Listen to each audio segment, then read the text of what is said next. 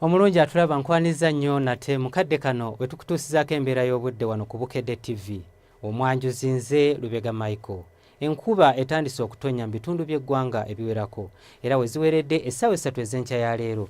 Jinja yabadde ewezezza milimitaazi 17.5.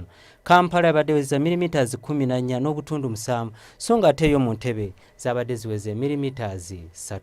Embeera eno yavudde ku mukuubo gw'enkuba okubeera nga gukyasaasaanidde eggwanga lyaffe ekireeteddewo enkuba okutonya mu bitundu by'eggwanga ebiwerako.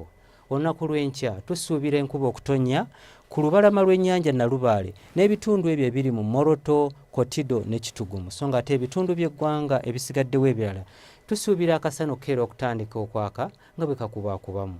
Wabula embeera eno tugisuubira okukyuka era olw'eggulo tusuubirayo enkuba okutonya mu bugwanjuba bw'eggwanga lyaffe so nga ate ebitundu by'eggwanga ebisigaddewo ebirala tusuubira omusana okwememula. Lyo ebbugumu erya waggulu tulisuubira okutuuka ku degrees 32 mu bukiikakkono bw'eggwanga lyaffe ate mu bitundu ebyo eby'e Kampala, Jinja n'Entebbe tusuubira ebbugumu okutuuka ku degrees 27. Olwo yo mu nsozi ez'e Kabaale ebbugumu erya waggulu tulisuubira okutuuka ku degrees 23.